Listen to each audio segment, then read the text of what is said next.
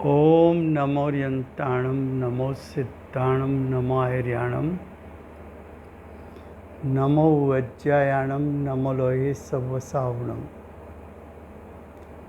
मंगलम भगवान वीरो मंगलम गौतमो गणी मंगलम कुंद कुंदार्यो जैन धर्मोस्तु मंगलम ओंकार बिंदु संयुक्तम नित्यं जायन्ति योगिना कामदं मोक्षदं चैव ओंकाराय नमो नमः। अहो उपकार जिनवरनो कुंदनो ध्वनि दिव्यनो जेन कुंद ध्वनि आप्या अहो आ गुरु कहाननो तुझ ज्ञान ध्यान नो रंग अमया दर्श रहो ओ शिव पद तक तुझ संग माता हाथ ग्रह। आ अष्टपाहुर नामनु अध्यात्मशास्त्र है। भगवत कुंदकुंदाचार्य देवे अष्टपाहुड़ में प्रथम पाहुड़ दर्शन पाहुड़नी रचना करी है। दर्शन पाहुड़नी रचना करता आचार्य भगवंत मांगलिक करे छे। मांगलिक पछी प्रतिज्ञा में एम कहे छे कि सर्वज्ञना मत अनुसार जे मार्ग छे एटले के जे मोक्ष मार्ग छे तेने हूँ यथाक्रमे कहीश।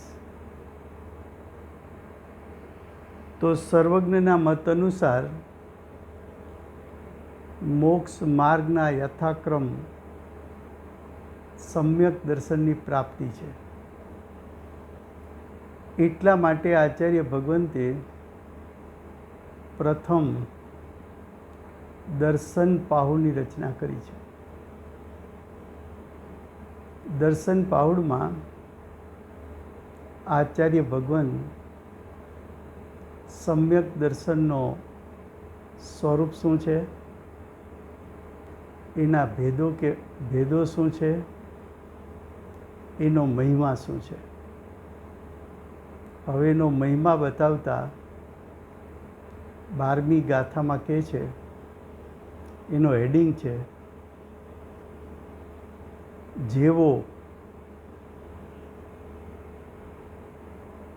જેવો કહેતા મિથ્યા દ્રષ્ટિઓ મૂઢ મિથ્યા દ્રષ્ટિઓ यथार्थ दर्शन थी भ्रष्ट है। एटले के निर्विकल्प सम्यक दर्शन जेने प्राप्त थयुं नथी, निर्विकल्प सम्यक दर्शन जेने ग्रहण कर्युं नथी, जेने प्रगट कर्युं नथी, एवा जीव मूढ़ छे, मिथ्या दृष्टि छे। हवे पोते छे मिथ्या दृष्टि अने दर्शनना धारको एटले के निर्विकल्प सम्यक दर्शनना धारको, यथार्थ सम्यक दर्शनना धारको पासे पोतानो एटले मूढ़ अज्ञानीनो विनय करावा इच्छे छे। तेओ दुर्गति एटले के नीची गति ने प्राप्त थाय छे। शुं कहे छे फरीवार मिथ्या दृष्टि होय એટલે કે અજ્ઞાની હોય, બાહ્યમાં ખોટા વેશ લઈ પોતાને સંત, સાધુ કે ગુરુ તરીકે ઓળખાવતા હોય, એવા જીવોને પાછી અપેક્ષા એવી છે કે સમ્યક દર્શનના ધારક અમારો વિનય કરે, અમારા દર્શન કરે, પૂજા કરે, સ્તુતિ ભક્તિ કરે.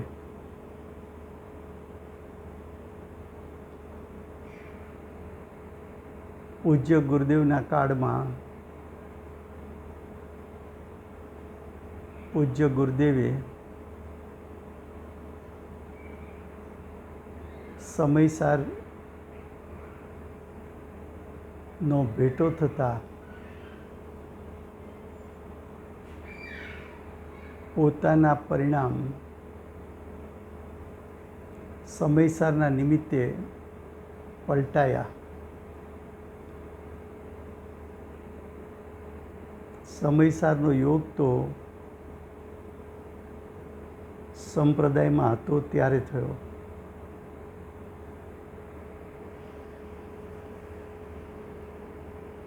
સમયસારનો અભ્યાસ કરતા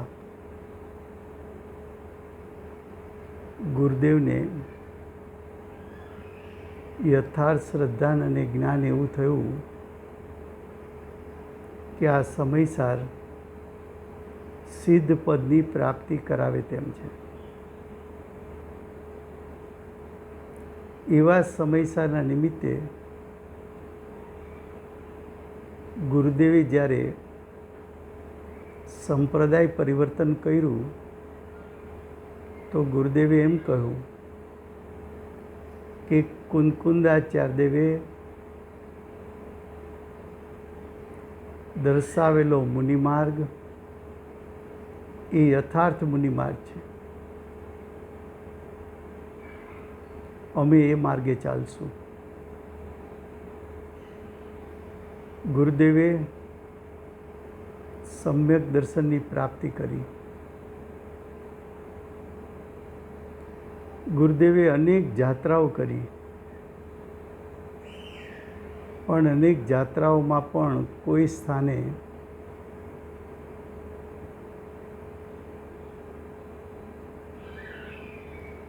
કોઈ યથાર્થ શ્રાવક પણ પાડતા હોય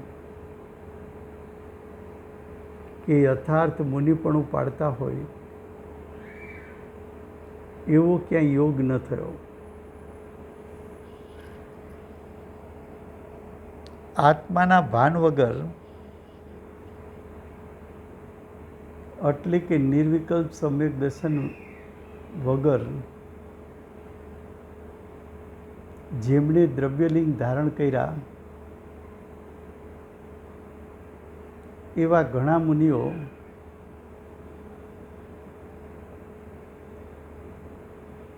ગુરુદેવનું અધ્યાત્મ જીવનને કારણે પૂજ્ય ગુરુદેવને મળ્યા પણ ખરા, પણ એમાં પણ પૂજ્ય ગુરુદેવને છઠ્ઠે સાતમે ગુણસ્થાને ઝૂલતા ભાવલિંગી સંત કોઈ જોવા ન મળ્યા. યથાર્થ ભાવલિંગ તો ન હોય એવા તો માનો કે ન મળ્યા, પણ યથાર્થ નિરતિચાર દ્રવ્યલિંગ પાડે એવા જીવ પણ ન મળ્યા. એવા જીવો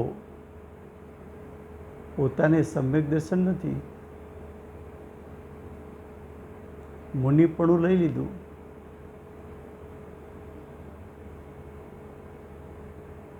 અને એમની અપેક્ષા એવી હોય કે કાનજી સ્વામી તો સમ્યક દ્રષ્ટિ છે, અમે તો મુનિ છીએ, અમારો તો પંચ પરમેષ્ઠીમાં સમાવેશ થાય છે, કાનજી સ્વામીનો થતો નથી. તો કાનજી સ્વામીએ અમને દર્શન કરવા જોઈએ, અમારો વિનય કરવો જોઈએ. તો કે જે જીવ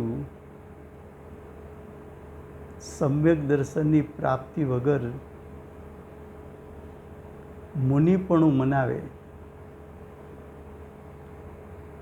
એને તો મોક્ષ માર્ગનો યથાક્રમ પણ ખબર નથી. યથાક્રમનું પણ યથાર્થ શ્રદ્ધાન કે જ્ઞાન નથી. એવા જીવો સમ્યક દ્રષ્ટિ એમનો વિનય કરે એવો જો અંતરમાં ભાવ હોય તો એનું ફળ, અહીં કુંકુંદાચાર્યદેવ એમ કહે છે કે એનું ફળ દુર્ગતિ પ્રાપ્ત કરે છે.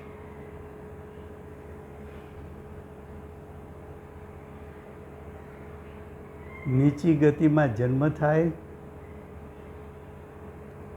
અને એનો મોક્ષ પણ નિકટવર્તી નથી.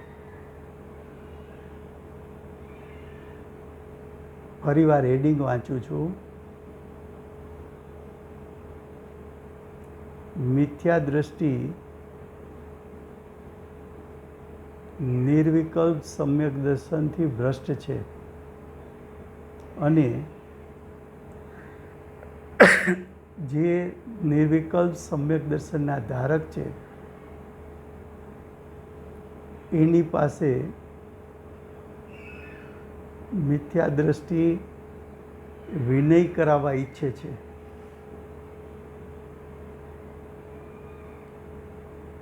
એવા મિથ્યા દ્રષ્ટિ જીવો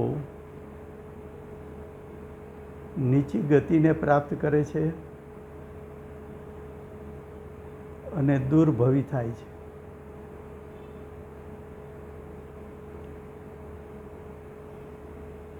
હવે ગાથા 12, ગાથાના શબ્દ છે દગ ભ્રષ્ટ જે નિજ પાય પાડે દ્રષ્ટિના ધરનારને તે થાય મૂંગા ખંડભાસી બોધિ દુર્લભ તે મને. અર્થ, જે પુરુષ દર્શનથી ભ્રષ્ટ છે,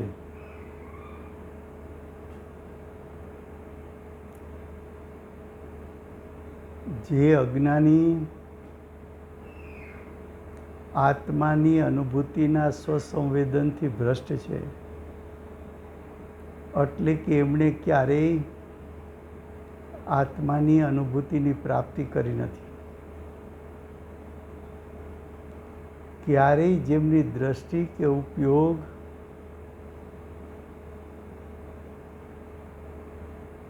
નિત્ય એવો જ્ઞાયક સ્વભાવ એની સન્મુખ થઈને નિર્વિકલ્પ દશા ધારણ કરીને અતિન્દ્રિય જ્ઞાન, અતિન્દ્રિય સુખની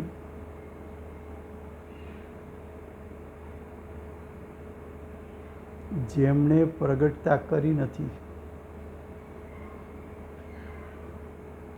એમને જ્ઞાયક સન્મુખ થઈને જ્ઞાયકમાંથી પ્રગટ થતા શુદ્ધ પરિણામ એનું સ્વસંવેદન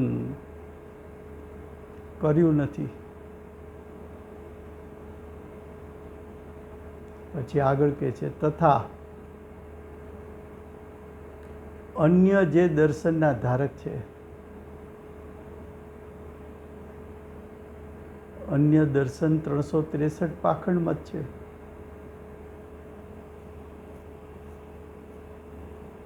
શ્વેત વસ્ત્રધારી એ પણ અન્ય દર્શનના ધારક છે.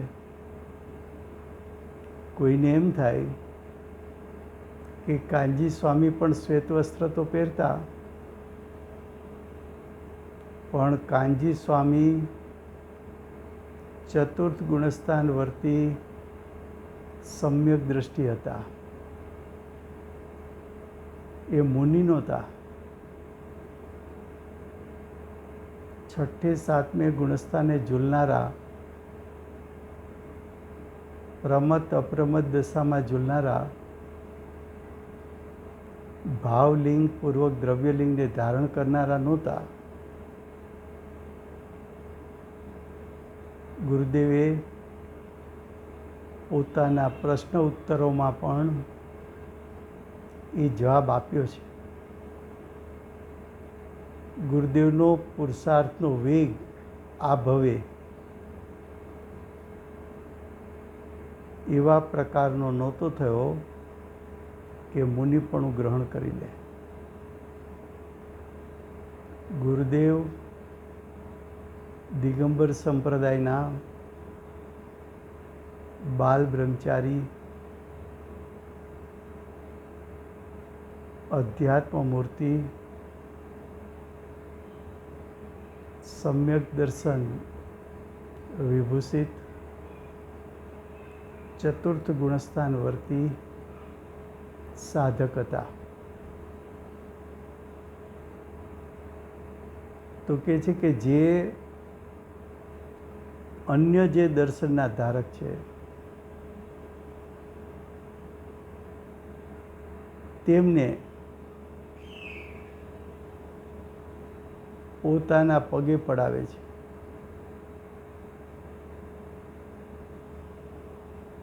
સાચા સમ્યક દ્રષ્ટિ હોય અને અજ્ઞાની એના 363 પાખંડ મત અનુસાર પોતાની જાતને આચાર્ય મનાવતો હોય, સાધુ બનાવતો હોય, પોતાને યોગી કેવડાવતો હોય, પોતાને ચમત્કારી ગુરુ બનાવતો હોય,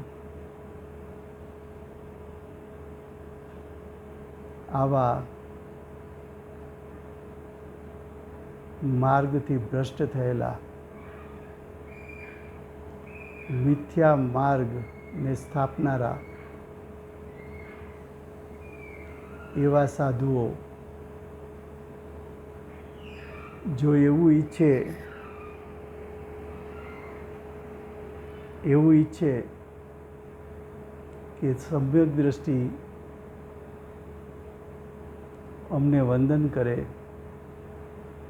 અમારી સ્તુતિ ભક્તિ કરે,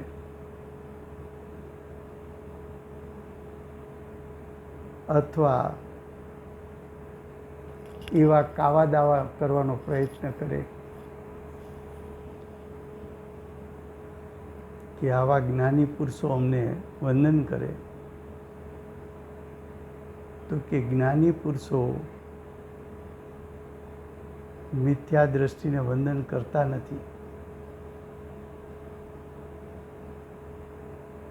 અને આવું જે ઈચ્છે છે કે જ્ઞાની પુરુષો, અજ્ઞાની એવું ઈચ્છે કે જ્ઞાની પુરુષો અમને વંદન કરે, તો એ ભાવના ફળમાં એવા જીવો લૂલા અને મૂંગા થાય છે.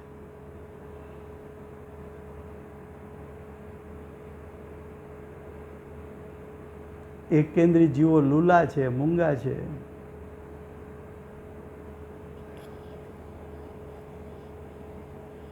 સ્પર્શેન્દ્રી, રસેન્દ્રી, જીભ નથી. જીભ હોય તો બે ઇન્દ્રી.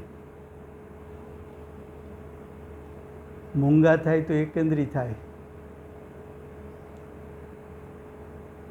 પહેલી ઇન્દ્રી સ્પર્શેન્દ્રિય હોય, બે ઇન્દ્રિયના ધારકને સ્પર્શેન્દ્રિય રસેન્દ્રિય હોય, ત્રણ ઇન્દ્રિયના ધારકને સ્પર્શેન્દ્રિય રસેન્દ્રિય ઘ્રાણેન્દ્રિય હોય, ચાર ઇન્દ્રિયના ધારકને સ્પર્શેન્દ્રિય રસેન્દ્રિય ઘ્રાણેન્દ્રિય ચક્ષુ ઇન્દ્રિય હોય, અને પાંચના ધારકને સ્પર્શેન્દ્રિય રસેન્દ્રિય ઘ્રાણેન્દ્રિય ચક્ષુ ઇન્દ્રિય શ્રોતેન્દ્રિય હોય. આ ક્રમ છે. મૂંગો થયો, જીભ કપાઈ ગઈ, એનો અર્થ એમ એકેન્દ્રિયમાં ચાલ્યો ગયો.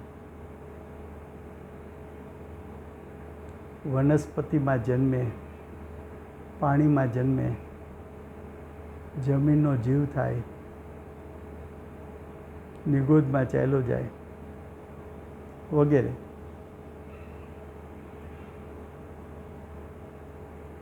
સમ્યક દર્શનની એ વિરાધના છે. સમ્યક દર્શનની વિરાધના એટલે સમ્યક દ્રષ્ટિની વિરાધના છે. સમ્યક દર્શનની વિરાધના થવાથી તીવ્ર દર્શન મોહ બંધાય છે. તીવ્ર દર્શન મોહ જેને બંધાણા છે એ જીવ દુર્ગતિ, નીચામાં નીચી ગતિ, તિર્યંચ ગતિમાં ચાલ્યો ગયો, એકેન્દ્રી થઈ ગયો. સમ્યક દ્રષ્ટિની આરાધના કરીને, એમને નિમિત્ત બનાવીને સમ્યક દર્શન પ્રાપ્ત કરવાના સ્થાને શું કહ્યું? પૂજ્ય ગુરુદેવ બેનશ્રી જેવા સમ્યક દ્રષ્ટિ મળ્યા. આ કાળે શ્રાવક કે મુનિપણું જોવા મળતું નથી. એવા કાળમાં તને સમ્યક દ્રષ્ટિનો યોગ થયો, તો એની વિરાધના કરવાને બદલે એમને નિમિત્ત બનાવીને યથાર્થ સમ્યક દર્શનનું સ્વરૂપ સમજીને સમ્યક દર્શન પ્રાપ્તિની કળા શીખીને સમ્યક દર્શન પ્રાપ્ત કરવું જોઈએ. એના સ્થાને વિરાધના કરી બેઠો. આગળ કહે છે, આવા જીવને બોધિ અર્થાત સમ્યક દર્શન જ્ઞાન ચારિત્રની પ્રાપ્તિ દુર્લભ હોય છે. એટલે કે એને સમ્યક દર્શન જ્ઞાન ચારિત્ર પ્રગટતું નથી. સમ્યક દર્શનની વિરાધના કરે અને સમ્યક દર્શન પ્રાપ્ત થાય એવું તો ત્રણ કાળમાં બને નહીં. સમ્યક દર્શન વગર જ્ઞાન ચારિત્ર સમ્યક થઈ ન શકે. એટલે કે એવા જીવોને મોક્ષ માર્ગની પ્રાપ્તિ દુર્લભ છે. હવે એ ગાથા 12 ગાથા એનો ભાવાર્થ. જેવો દર્શન ભ્રષ્ટ છે તેવો મિથ્યા દ્રષ્ટિ છે, અને દર્શનના ધારક છે તેવો સમ્યક દ્રષ્ટિ છે. જેવો મિથ્યા દ્રષ્ટિ હોવા છતાં સમ્યક દ્રષ્ટિ મને નમસ્કાર કરે એવું ઈચ્છે છે, તેવો તીવ્ર મિથ્યાત્વના ઉદય સહિત છે. એને તીવ્ર દર્શન મોનિયનો ઉદય ચાલે છે.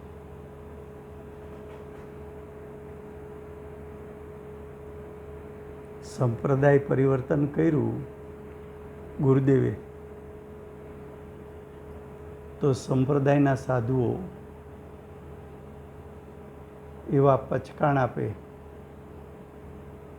કાનજી સ્વામીને સાંભળવા ન જવું. સંપ્રદાયના સાધુઓને પણ ખ્યાલ હતો કે જો એક વખત કાનજી સ્વામીને સાંભળવા જશે તે કાનજી સ્વામીનો શિષ્ય થઈ જશે.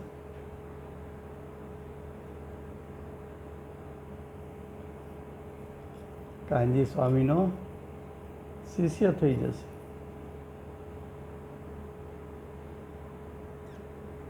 કારણ કે કાનજી સ્વામી યથાર્થ મોક્ષ માર્ગને પ્રકાશે છે. કાનજી સ્વામીને સાંભળે તો અજ્ઞાનીઓ જે પોતાને સાધુ કેવડાવે છે,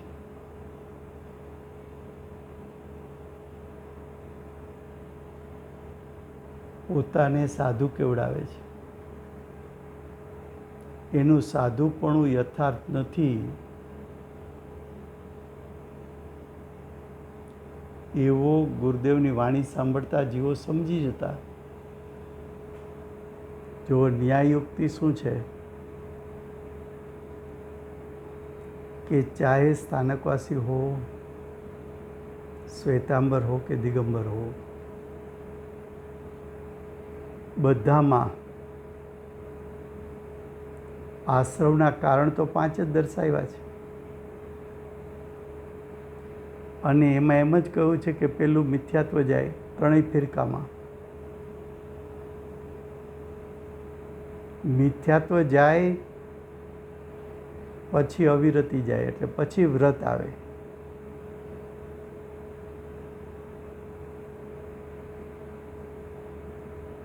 પછી પ્રમાદ જાય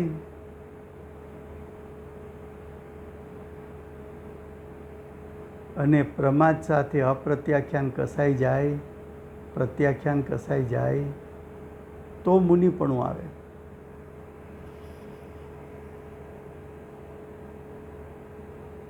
એ તો એમના શાસ્ત્રોમાં છે.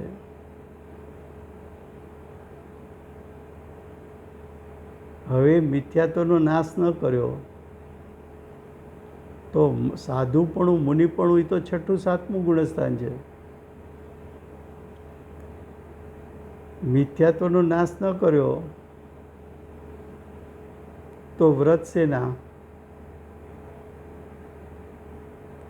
સેના, આત્મધ્યાન શેનું?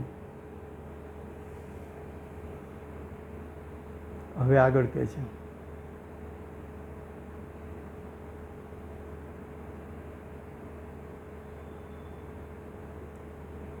આવા અજ્ઞાની જીવો તીવ્ર મિથ્યાત્વના ઉદયમાં જોડાય અને મિથ્યાત્વ કર્મ બાંધે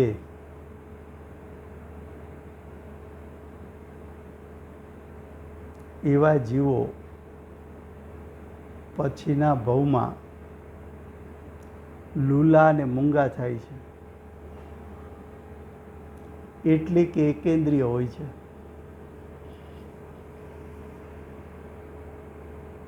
પાંચ પ્રકારના સ્થાવર પૃથ્વીકાય, અગ્નિકાય, વાયુકાય વગેરે. પૃથ્વી જેનું શરીર છે, અગ્નિ જેનું શરીર છે, વનસ્પતિ જેનું શરીર છે, હવા જેનું શરીર છે, પાણી જેનું શરીર છે, એવા એકેન્દ્રીપણામાં જન્મે છે. ત્યાં પગ નથી,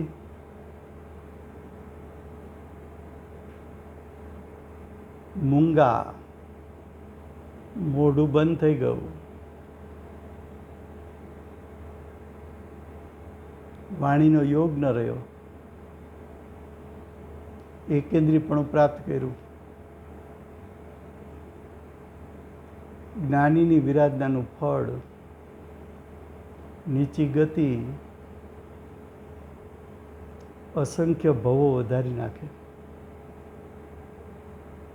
હવે કે છે આ પ્રમાણે તેઓ એકેન્દ્રીય સ્થાવર થઈને નિગોદમાં વાસ કરે છે. ત્યાં અનંતકાળ રહે છે.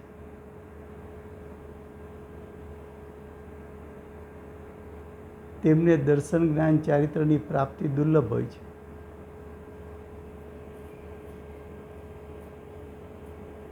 નિગોદ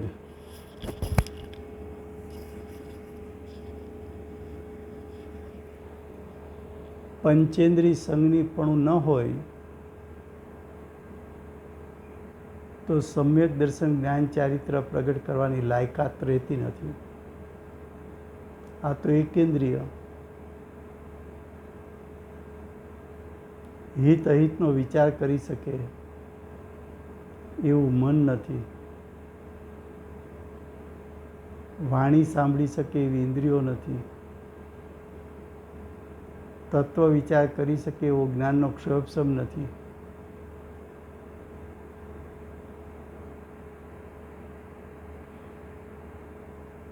તો તેમને દર્શન જ્ઞાન ચારિત્રની પ્રાપ્તિ દુર્લભ હોય છે.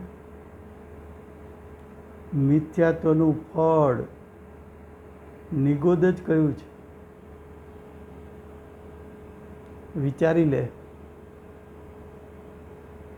સમ્યક દ્રષ્ટિની વિરાધના કરવી એનું ફળ વિચારી લે. આ પંચમ કાળમાં મિથ્યા મતના આચાર્ય બની લોકો પાસે વિનયાદિ ચાહે છે.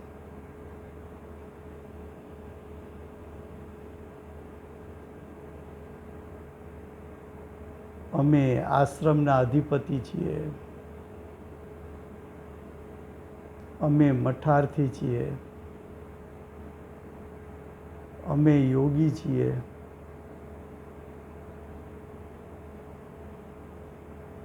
શરીર ઉપર ભભૂતિ લગાવે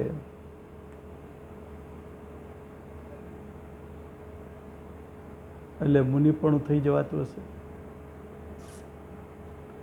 ચામડાના વસ્ત્ર પહેરે, કોઈ સિંહ વાઘ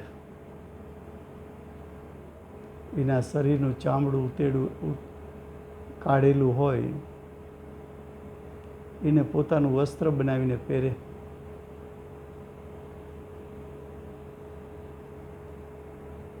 મોટા મોટા ઝાડના પાન હોય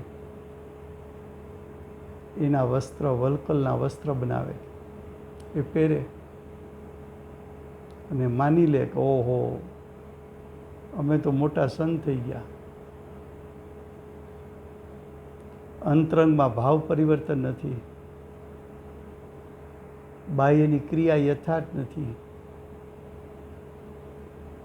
બાહ્યમાં કુદેવ, કુગુરુ, કુશાસ્ત્રનો આરાધક છે. પોતે તો આરાધક છે, બીજા જીવોને પણ ખોટા માર્ગે લઈ જાય છે.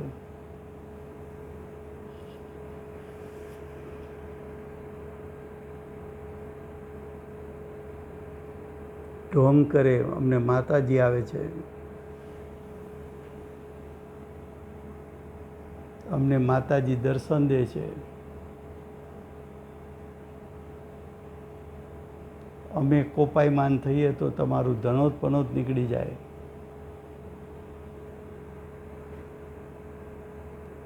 એવો ક્રોધનો માર્ગ હશે ધર્મનો, કે ધર્મનો માર્ગ ક્ષમાયુક્ત હશે?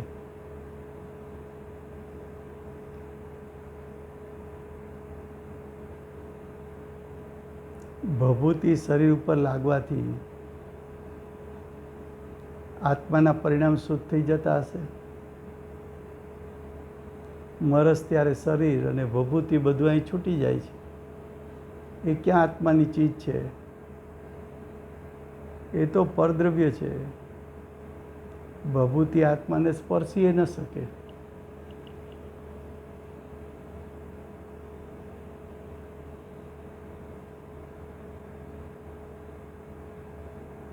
મિથ્યા મતનો આચાર્ય થયો.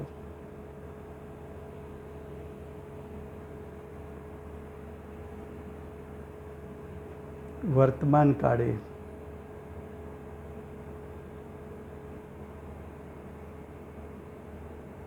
કહેવાતા અન્ય મતના સાધુઓ ધન સંપત્તિ પાછળ કુશીલ સેવન, મદિરા સેવન, તીવ્ર પાપ, પોતે ખોટા માર્ગે જાય, બીજાને ખોટા માર્ગે દોરી જાય, પોતાનું ધનોત્પન્નોત નીકળે, નીચી ગતિમાં ચાલ્યો જાય, અન્યને નીચી ગતિમાં લઈ જાય,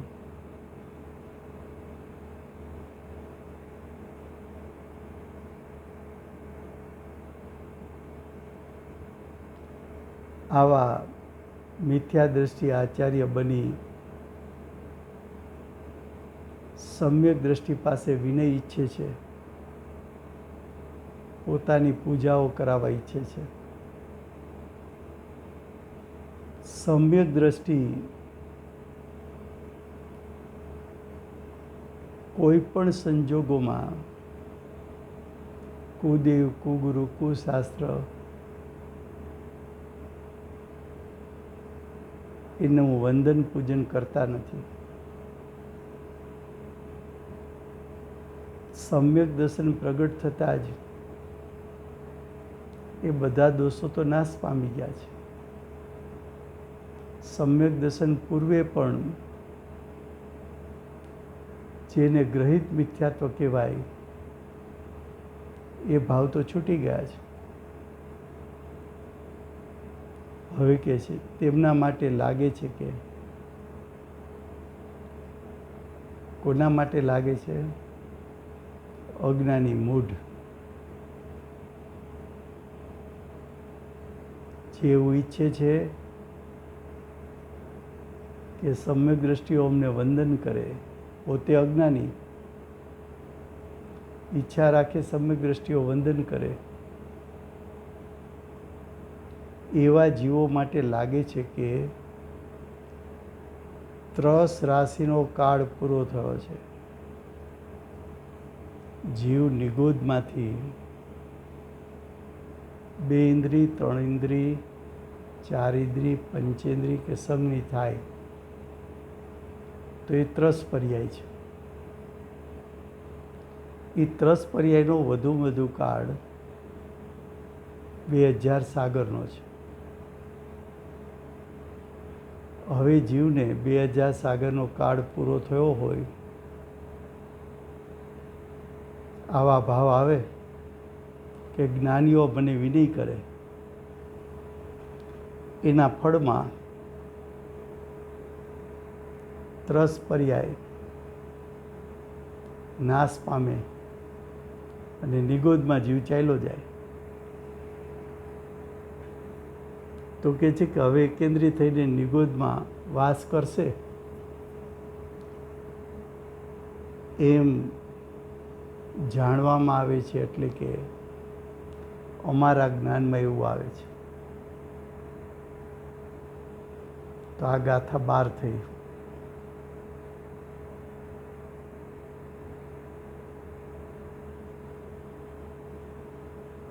હવે ગાથા 13 એનું હેડિંગ છે જેવો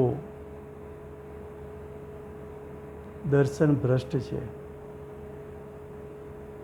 એટલે અજ્ઞાની છે, તેમને લજ્જા આદિકથી પણ પગે લાગે છે, તેઓ પણ એમના જેવા જ છે. શું કહ્યું? સમ્યક દર્શનથી ભ્રષ્ટ હોય 363 પાખંડ મતના દરેક સાધુ સાધ્વી સમ્યક દર્શનથી ભ્રષ્ટ છે. પણ શરમી એના દર્શન કોઈ કરે કે ભાઈ આપણે તો નથી માનતા, પણ વેવાઈ માને છે. એ વેવાઈને એટલું બધું એનું છે અને આપણને સાથે લઈ ગયા, તો હવે એમણે વંદન કર્યું અને આપણે એમણે ઊભા રહીએ તો કેવા લાગીએ?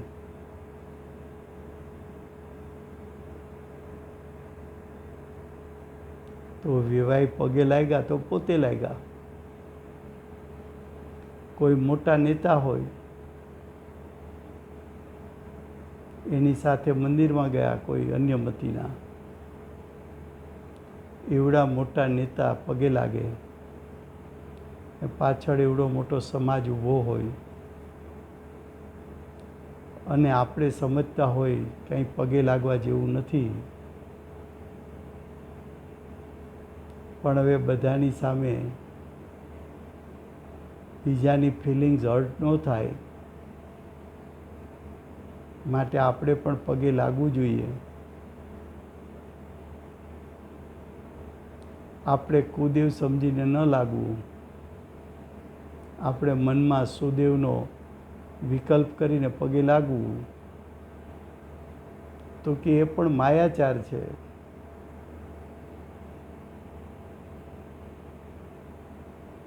અંદર ભાવમાં કંઈક છે ને ક્રિયામાં કંઈક છે. અંદર ભાવમાં તું એમ કે રત્નત્રય પ્રાપ્ત એવા મુનિરાજના હું દર્શન કરું છું, કે અનંત ચતુષ્ટયને પ્રાપ્ત એવા તીર્થંકરને વંદન કરું છું, અને 12માં વચન અને કાયા કુદેવ પાસે નમતી હોય તો એ તો માયાચાર છે.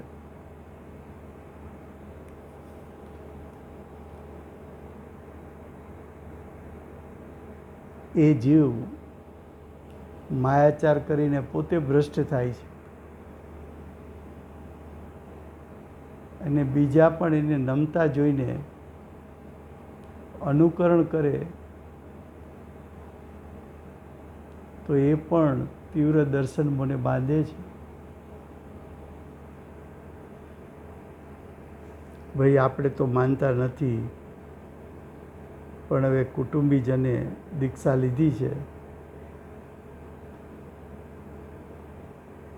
અને એની દીક્ષામાં આપણે પણ જવું પડે. બધાએ અંદરો અંદરના સગા થતા હોય અને આટલો બધો બધા આગ્રહ કરતા હોય તો કુટુંબીજનોને પણ ખરાબ લાગે. આપણા પ્રસંગે એના પ્રસંગે આપણે ન જાય તો આપણા પ્રસંગે કોણ આવે? આવી બધી ભાવોની ચિત્ર વિચિત્રતા જીવ શરમમાં, લજ્જામાં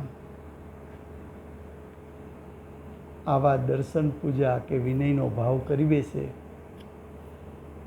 પણ એ ભાવનું ફળ તો આવે, તને જ આવે. એ તો તારે ભોગવવું પડે. પછી એ વિશે વિશેષ આવશે, સમય થયો છે. અનંત ઉપકારી શ્રી સિમંદર ભગવાનનો જય હો. વર્તમાન કાળે પંચ પરમાગમની રચના કરીને તીર્થંકર જેવો યોગ વર્તાવનાર કુંદકુંદાચાર્ય દેવનો જય હો. કુંદકુંદાચાર્ય દેવના હૃદયમાં બેસીને પૂજ્ય ગુરુદેવે યથાર્થ સમ્યક દર્શનનું સ્વરૂપ બતાવ્યું. એવા સમ્યક દર્શન વિભૂષિત પરમ કૃપાળુ પરમ પૂજ્ય સદગુરુદેવ નો જય હો.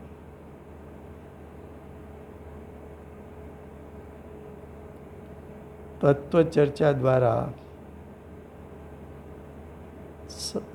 શંકા કે આશંકાઓનું નિવારણ લાવનાર પ્રશમમૂર્તિ ભગવતી માતનો જય હો. અષ્ટ જીનવાણી માતનો જય હો. પરમ દિગંબર જૈન ધર્મનો જય.